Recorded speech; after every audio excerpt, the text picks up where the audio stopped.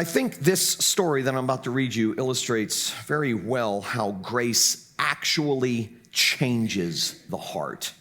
A guy who interviewed me on his radio program several years ago told me this story during the interview. He was a camp counselor one summer, and one of his responsibilities was to go around with another counselor and check the cabins every morning while the students were at breakfast. In order to motivate them to keep their cabins clean, awards were given at the morning assembly to the students who had the cleanest cabin. One morning, the two counselors walked into one of the cabins only to discover that it had been intentionally trashed. The students thought it would be funny to break the law and do the exact opposite of what they had been asked to do. Clothes everywhere, food all over the floor, words written on the bathroom mirrors with soap, wet towels balled up in every corner. The place was a complete disaster. The two counselors were speechless. The one looked at the other and asked, "What should we do?" After pausing for a moment, the guy who was interviewing me finally answered, "Let's clean it up."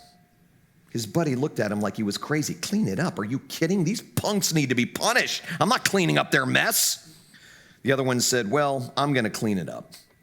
And by the time I'm done with it, these kids will win the award today for the cleanest cabin." After some moaning and groaning, his buddy decided to help him.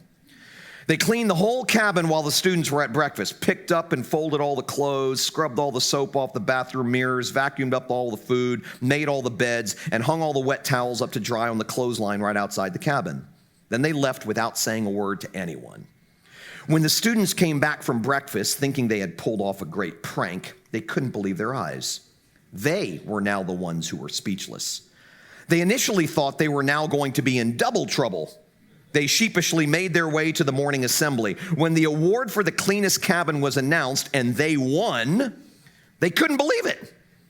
Instead of being punished, they were rewarded. They all found the two counselors who had cleaned up their wrecked room and begged for forgiveness. And according to the guy who was interviewing me, those boys kept the cleanest cabin for the rest of the week.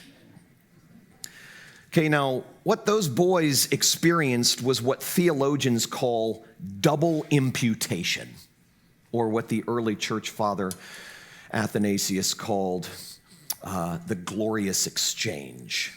Not only did someone else bear their punishment, having to clean up the mess they made, but they were rewarded for someone else's righteousness. That's what double imputation means. That not only is our sin imputed to Jesus, but his righteousness is imputed to us, given to us. You see, the gospel isn't merely the absence of all condemnation, it's also the presence of God's full delight and blessing. And notice, the result of this irrational act of grace toward these punks was not worse behavior. They were given grace, something they did not deserve. In fact, they deserved the exact opposite. And what it caused in them was sorrow, repentance, transformation. These punks were punked by grace, and they'd never forget it, ever. Many people, as I said last week, fear that grace-delivered, blood-bought freedom will result in bad living. That too much grace makes us worse. But as Robert Capon put it, what's really made a mess of the world? Grace? Forgiveness, love, mercy? Is it those things that have really made a mess of this world? Or is it guilt, fear, vengeance, retribution? So the story I read illustrates that love alone, not law, not fear, not punishment, not guilt, not shame, love alone carries the power to compel heartfelt loyalty to the one who gave us what we don't deserve.